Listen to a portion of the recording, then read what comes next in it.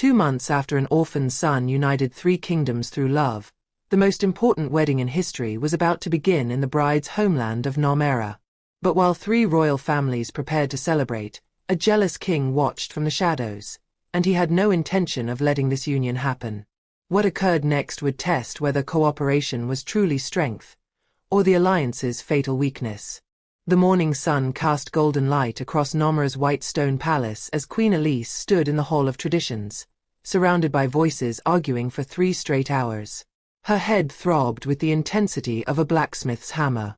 Representatives from 3 kingdoms debated wedding customs with warrior passion, and they were no closer to agreement than at dawn. "In Altheria, we celebrate for 7 days," declared Lord Jonathan, his burgundy and cream agbada pristine despite heated discussion. His light brown skin with warm honey undertones flushed as he gestured emphatically. "The entire kingdom participates. Markets close so everyone can join festivities. Feasts fill every square from capital to smallest villages. Community blessings from every region. This is how we honor royal unions, together as one people." "Khazara's traditions demand warrior rituals," General Hossan countered, his very dark ebony skin with deep blue-black undertones gleaming despite cool morning air. The completely bald general crossed his scarred arms, tribal scarification on temples prominent. Blood oaths that bind families in honor. Strength demonstrations where the groom proves worth through combat. Exhibitions showing he can protect his bride. Without these tests, how do we know marriage will endure hardship? Commander Lydia of the Crescent Blades stepped forward, her dark brown skin with neutral undertones set in firm lines. Her officer's uniform was immaculate. In Narmera, intellectual ceremonies take precedence over physical displays. Scholarly contests between bride and groom demonstrating mental compatibility. Written vows in ancient calligraphy honoring 500 years of tradition. The bride's mother bestows the crown of wisdom in the Hall of Knowledge. Her tone left no room for argument. These traditions have guided Narmera since founding. We cannot simply set them aside. Queen Elise closed her eyes briefly, touching the small beauty mark near her left mouth corner, a stress habit. At 45, her rich chocolate-brown skin with golden undertones remained smooth, laugh lines framing kind dark brown eyes that had seen poverty and power, rejection and acceptance. Her long black cornrow braids, woven with gold thread and beads into intricate updo, felt impossibly heavy. She wore her signature emerald green and gold iro wrapper with matching buba, elaborate coral gold jewelry catching light, her golden crown with emerald stones positioned perfectly. But even all the finery couldn't make her feel adequate for this impossible task. 25 years ago, she'd been an orphan with nothing but determination competing for a prince's hand. Now she coordinated a wedding uniting 3 kingdoms while an enemy army gathered at borders. Some days, being queen felt harder than surviving as orphan. "Perhaps," she said quietly, and miraculously, 40 voices stopped mid-argument. "Perhaps we're asking the wrong question entirely." Lord Jonathan frowned, black hair with silver threading catching light. "Your Majesty, I don't understand. We're debating which tradition to follow, which customs to honor above others." Queen Elise walked to the room's center, and crowds parted like water. "But this wedding doesn't belong to 1 kingdom. It belongs to 3. To the alliance we built through cooperation, not competition. Through respecting differences, not erasing them." "You propose abandoning our customs?" General Hassan's voice carried dangerous edge. "I propose honoring all of them." Queen Elise met his gaze directly. Prince Adebayo and Princess Zara aren't just joining their lives. They're proving different cultures can create something beautiful together. Different doesn't mean wrong, it means opportunity. Their wedding should reflect that truth. Commander Lydia tilted her head consideringly. "A fusion ceremony? Truly blending traditions rather than choosing one." "Exactly." Queen Elise felt confidence building. Altherian community blessings, every village represented. Khazaran warrior oaths, modified for peace, not blood. Nomeran scholarly covenants, written vows, intellectual partnership acknowledged. We weave them together into something new that honors where each kingdom comes from while celebrating where we're going. Marcus stepped forward, his elderly frame moving steadily. At 72, the council chairman's dark brown skin showed gray undertones, decades marked on every line. His white beard framed a face that had seen conspiracy and redemption. The heavy gold chain gleamed against brown and gold agbada. Queen Elise speaks wisdom, Marcus said, voice carrying hard-earned experience. I was once a conspirator opposing everything she built. I plotted against cooperation, believing it made us weak.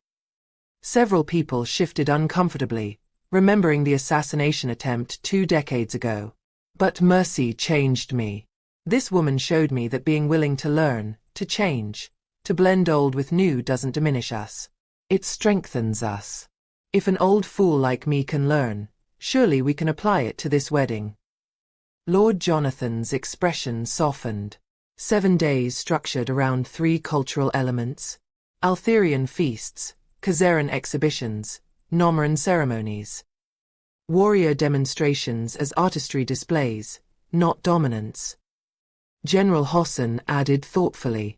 Commander Lydia actually smiled. And scholarly ceremonies all 3 kingdoms can participate in? Yes. Relief washed through Queen Elise. Each tradition honored. Each kingdom represented. Each culture respected. One ceremony proving cooperation creates beauty we couldn't achieve alone. As representatives began enthusiastic planning, Queen Elise noticed Captain Samuel standing rigid by the door. The 37-year-old guard captain's medium dark brown skin seemed paler than usual. His emerald green and gold uniform was perfect, but his alert dark eyes held deep concern. When the meeting adjourned with actual agreement, Queen Elise approached immediately.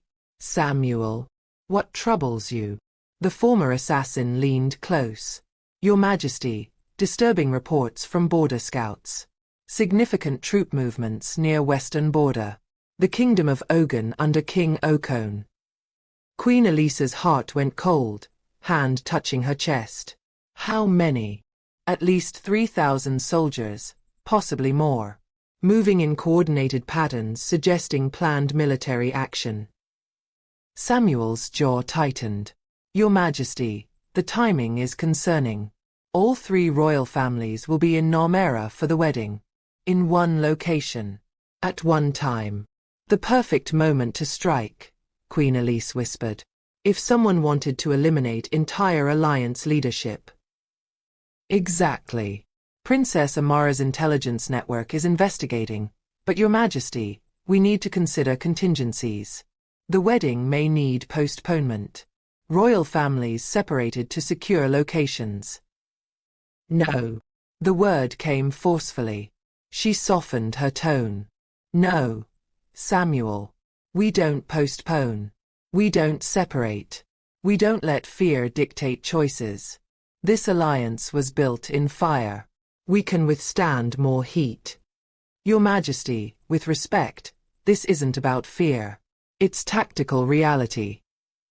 Then we prepare for both, Queen Elise decided, her voice carrying quiet steel. A wedding and a war. We've faced assassination attempts before. You know that better than anyone. This alliance was literally built in fire. We can withstand more. Samuel studied her face, and something shifted, that look of absolute loyalty. If it comes to battle, we'll be ready. I once tried to take your life. I'll give mine before anyone threatens this family again. That's not duty, that's choice. After Samuel left, Queen Elise stood alone, looking toward Nomura's mountains where somewhere Princess Zara prepared to join their family. Where somewhere an enemy army gathered. Where somewhere the future of 3 kingdoms balanced on a knife's edge. She touched her heart, feeling for that golden quality that had brought her from orphan to queen. That had helped her win through compassion, transform kingdoms through wisdom, show mercy to enemies and turn them into allies. Still there. Still strong. Still golden. Tomorrow would test everything they'd built. But the golden heart would carry them through. Again. Princess Zara stood in Nomra's Tower of Knowledge, unable to focus on scrolls before her. Her deep mahogany brown skin with warm reddish undertones seemed dulled by anxiety. At 21, she debated kingdoms into treaties, outmaneuvered politicians twice her age, helped rescue a city during earthquake, and proven even her formidable mother could be wrong about fundamental beliefs. But becoming daughter-in-law to Queen Elise, the legendary woman who'd risen from complete orphan to transform 3 kingdoms through cooperation, made her hands shake so badly she dropped her silver wire-rimmed spectacles twice this morning. "You're going to wear holes in those pages," Princess Amara said from the doorway, voice carrying that mix of affection and exasperation only sisters achieve. Zara looked at her warrior sister with desperation. Amara, at 24, was everything Zara wasn't.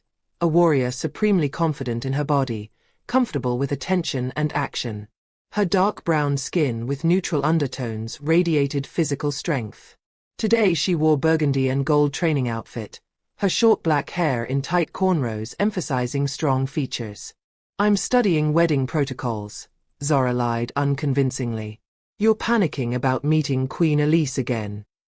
Amara crossed with warrior's silent grace. "Sister, you faced down mother when she wanted to conquer kingdoms. You argued philosophy with their crown prince for 4 hours. You worked covered in earthquake dust saving lives. Why does one meeting terrify you more?" "Because I'm not just marrying Adebayo," Zara burst out. "I'm joining Queen Elisa's family. The woman who proved character matters more than birth. Who showed mercy to assassins and turned them into loyal servants. Who built cooperation from nothing." She gestured helplessly. "What if I'm not worthy? What if I disappoint her? What if she realizes I argued against everything she built and decides her son deserves better?" "Zara, listen."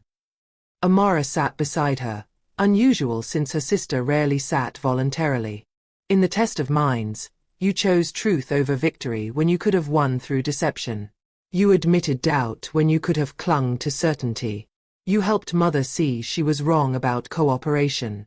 If that's not worthy of Queen Elisa's legacy, I don't know what is."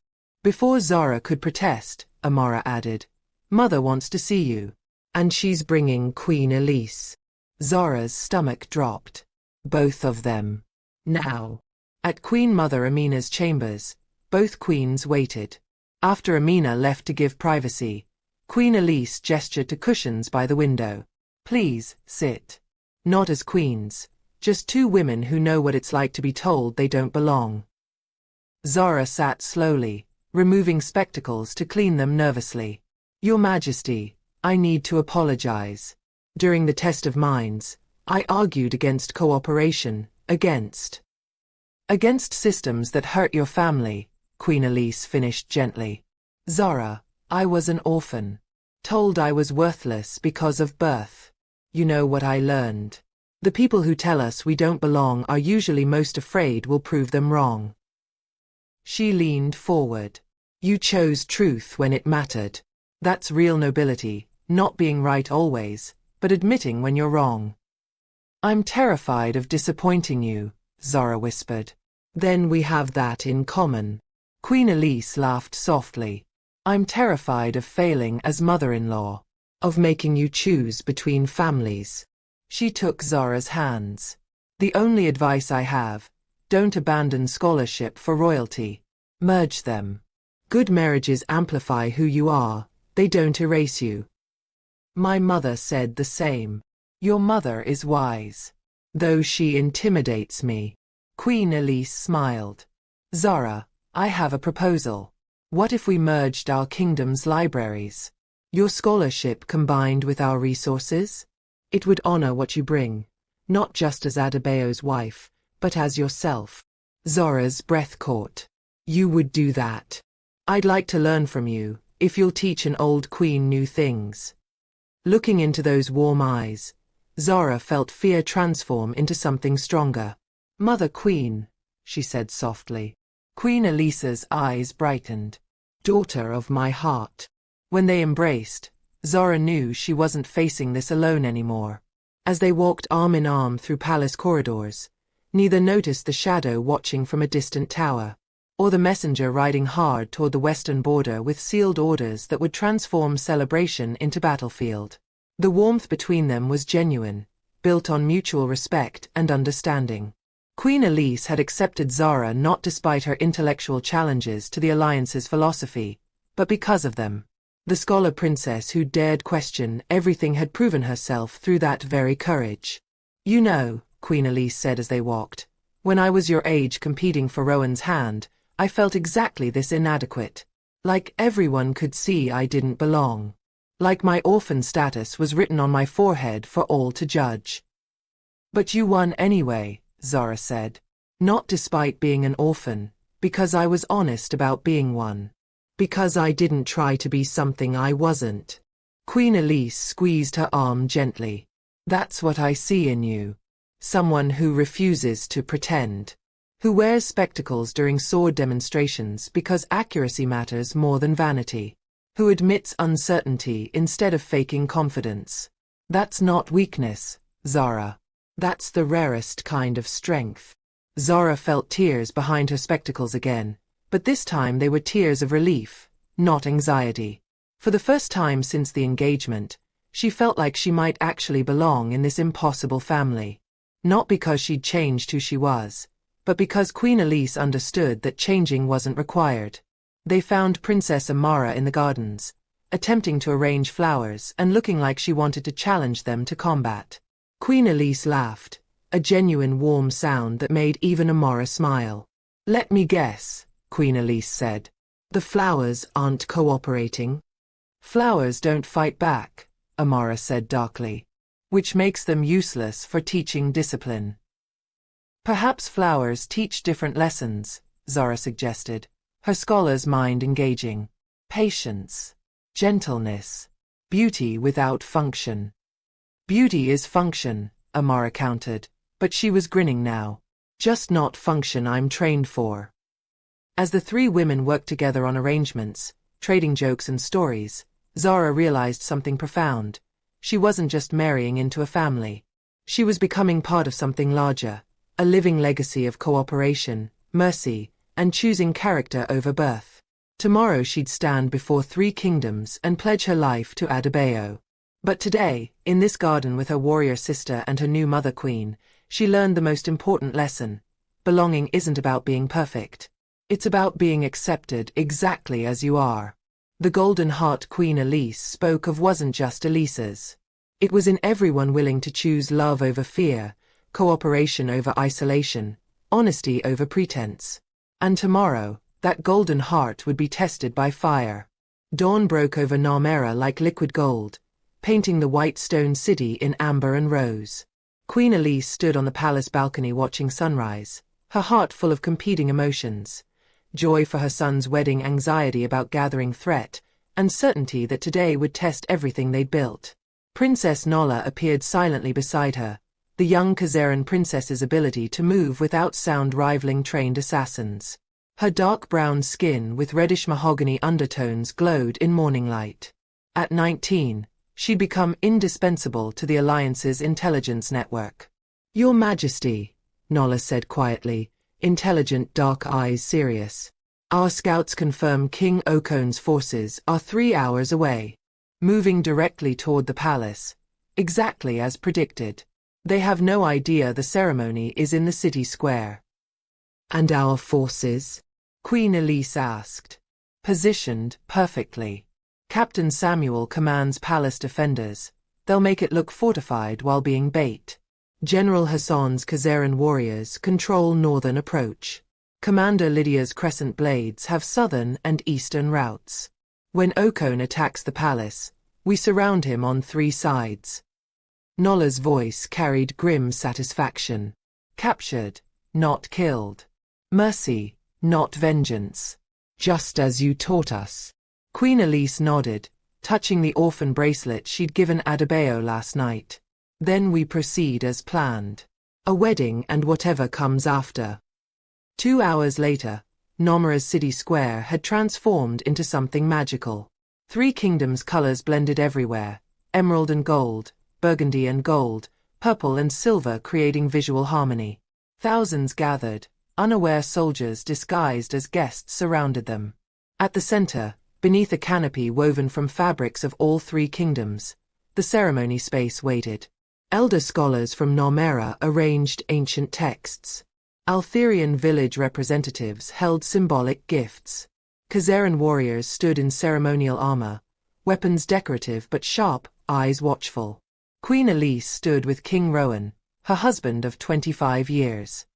His medium-brown skin showed more gray in his salt and pepper beard now, but his wise, calm brown eyes still held the same love. His hand squeezed hers. "Nervous?" he asked quietly. "Terrified.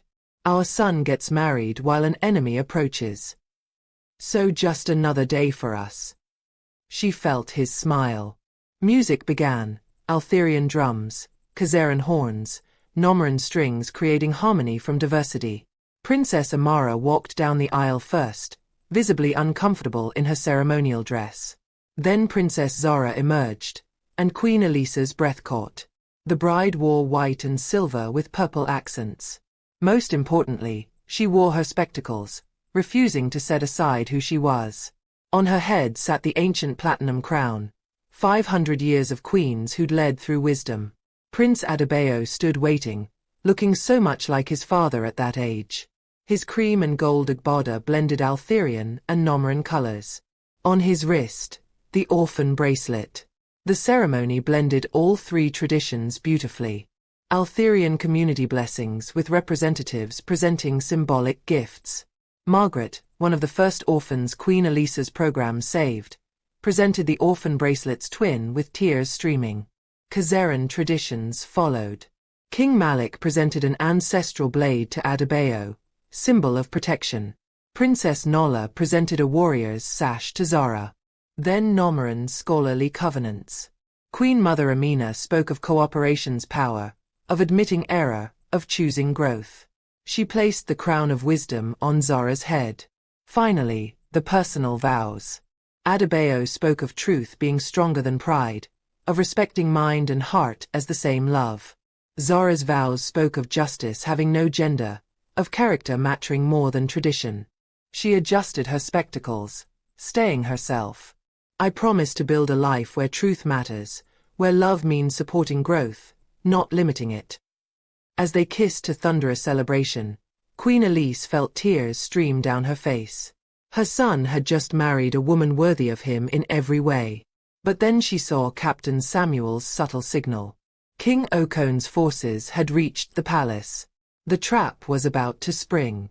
The celebration continued seamlessly, most guests unaware of what was unfolding at the palace. Musicians played louder to cover any distant sounds of conflict. Dancers performed with extra enthusiasm to maintain the joyful atmosphere. But among the leadership, subtle signals passed like ripples through water. General Hassan's slight nod to Commander Lydia. Captain Samuel's hand gesture to his lieutenants. Princess Nola's quiet words to her brother King Malik. The military machine they'd built together was activating with precision that would make any strategist proud. Queen Elise forced herself to smile, to laugh, to celebrate as if nothing was wrong. This was her son's wedding day. Whatever happened at the palace, whatever trap was springing, these young people deserved their moment of joy untainted by visible fear. "You're worried," King Rowan murmured beside her. "I'm preparing," she corrected. "There's a difference. You've always been able to do both simultaneously," he observed. "It's one of many reasons I love you." She squeezed his hand, drawing strength from 25 years of partnership. They'd faced so much together: assassination attempts, droughts, rebellions, political conspiracies. One more threat was just one more test of what they'd built. In the distance, if you listened very carefully, you could hear the faint sounds of combat. But the music was loud enough to cover it. The celebration was joyful enough to mask it. And the trap was efficient enough to end it quickly. King Okon had walked directly into the web they'd woven. And now, like any caught predator, he would learn that sometimes the hunted are actually the hunters. Queen Elise looked at Adebayo and Zara, dancing their first dance as husband and wife, both laughing as they tried to blend different dance traditions. The orphan bracelet gleamed on his wrist. Her spectacles reflected candlelight. This was what they were protecting. This was why the trap mattered. This was the future worth fighting for, a future where cooperation created beauty, where mercy transformed enemies, where character mattered more than birth. And in approximately 30 minutes, King Okone would be brought before them to learn that lesson personally. The wedding feast had barely begun when Captain Samuel appeared at Queen Elisa's side. Around them, 3 kingdoms celebrated. Musicians played, dancers performed, children ran between tables. But Samuel's expression screamed urgency. "Your Majesty," he said quietly. "He's taken the bait completely. King Okone's entire force is attacking the palace. 3,000 soldiers fully committed. They believe every royal family is inside."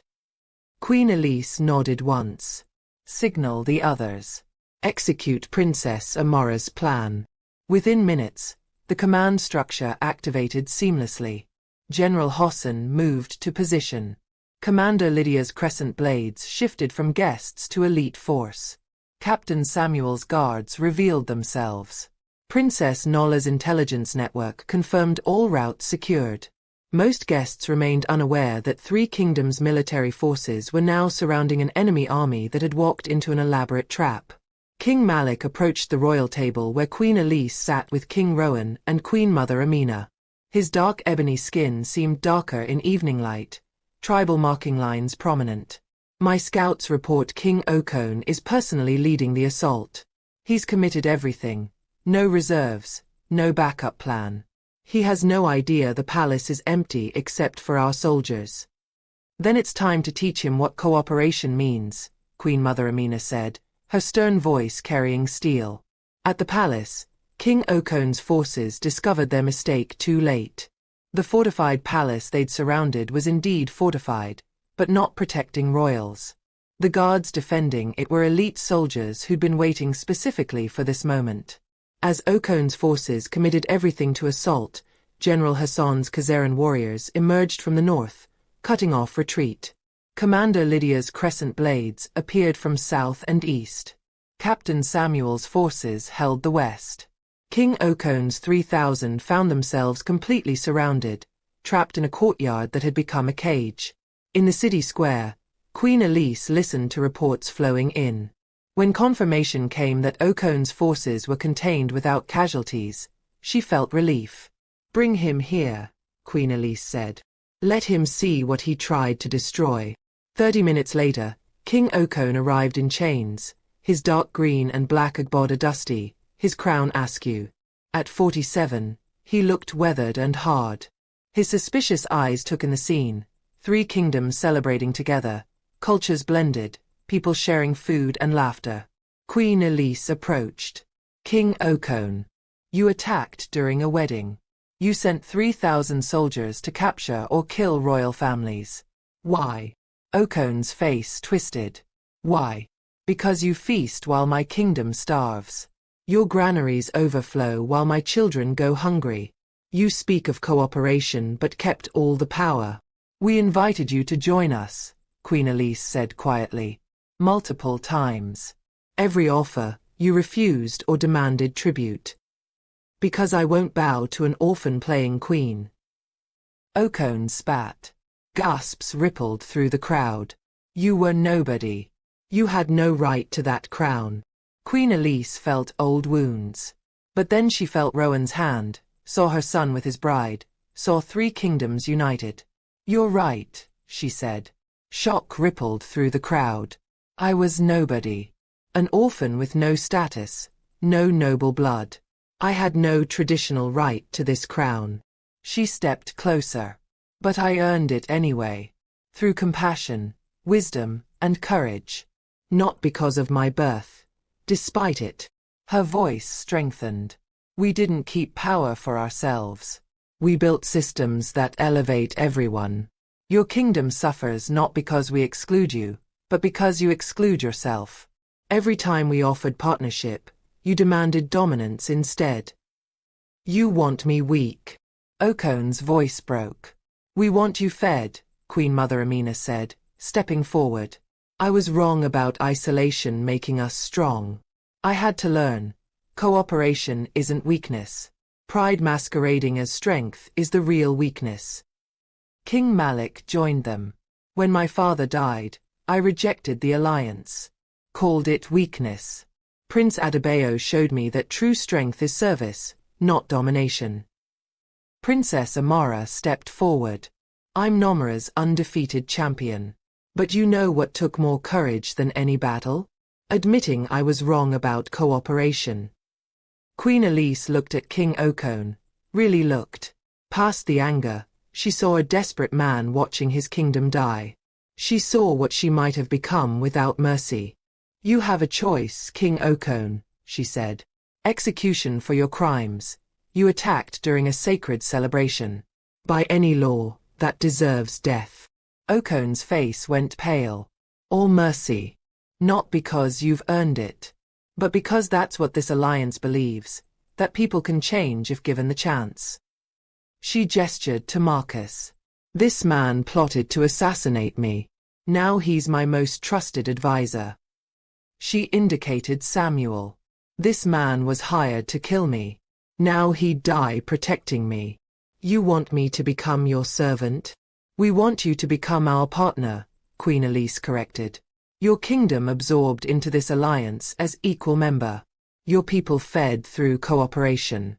Your soldiers welcomed as future defenders. The cost? Okone asked hollowly. Honesty, Queen Mother Amina said. Admit isolation failed. Join the grain system genuinely. Contribute according to ability. Receive according to need. And my punishment? King Rowan spoke. 5 years working in grain distribution centers. Learning how cooperation functions. Not as king, your crown is forfeit. But as someone who might help build something better. Silence stretched. Finally, King Okone knelt. I thought I was saving my kingdom. Instead, I nearly destroyed it through pride. His voice broke. If you're truly offering another path, teach me. I'm tired of watching my people suffer. Queen Elise knelt too, bringing herself to his level. That admission is the first step toward real strength. Welcome to the Alliance. Welcome to discovering that sometimes the greatest victories come from the courage to change. As guards removed his chains, as the feast resumed with greater celebration, Queen Elise looked at her son and his bride, at the alliance they'd built. The golden heart had beaten strong again. Mercy had created possibility from threat. Again. 3 hours after King Okone's surrender, Nomura's city square had transformed from battlefield to genuine celebration. 4 kingdoms, Altheria, Khazara, Nomera, and now Ogun, shared food, stories, and hope. Former enemies sat beside former targets, breaking bread under stars witnessing history rewritten. Queen Elise stood on a balcony overlooking the celebration. Below, Adebayo danced with Zara, both laughing as they blended different dance steps. Zara still wore her spectacles. Adebayo wore the orphan bracelet. Penny for your thoughts, King Rowan said, wrapping his arms around her. I'm thinking about impossible things, Queen Elise said. About an orphan who won through compassion. About a kingdom that chose cooperation. About enemies who became allies because mercy proved stronger than revenge. You're thinking about legacy. About whether what we built will last. She turned to face him. Your father started this, showing mercy, believing an orphan could be queen. You chose me anyway. I expanded the grain system, showed mercy to assassins. Our son took cooperation across borders. And now 4 kingdoms prove it works even when tested by violence, Rowan finished. Elise, our grandchild, will inherit something impossible. A multi-kingdom alliance built on character, not conquest. That's unshakable. Queen Mother Amina approached. Queen Elise, she said, then smiled. Or should I say, co-mother to the bride and groom. Amina and Elise work fine. We're really family now. Indeed. I was wrong about so many things. But you were patient with my stubbornness. That's true wisdom. Marcus appeared. Your Majesty, King Okon requests an audience. He wants to understand how you forgave people like me. Like Samuel. He wants to know if redemption is truly possible. Queen Elise felt tears prick her eyes. Tell him I'll meet tomorrow. But yes, redemption is always possible. You're living proof, Marcus. Captain Samuel appeared next. Your Majesty, all Okon's forces have surrendered peacefully. They're being offered the same choice, partnership or imprisonment. They're choosing partnership. Every single one. Because they're desperate, Queen Elise observed. But desperation can become genuine cooperation with patience. You believed that about me, Samuel said quietly. I nearly assassinated you. And you showed mercy. I've spent 15 years trying to earn that second chance. You earned it the day you chose to change. As midnight approached, Queen Elise gathered key figures on a platform. 25 years ago, I was an orphan with nothing. But a wise king believed character mattered more than birth. From that impossible beginning, we built something even more impossible. King Malik continued. Khazara joined that vision.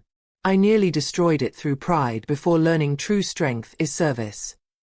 Queen Mother Amina added, Narmera resisted for 500 years.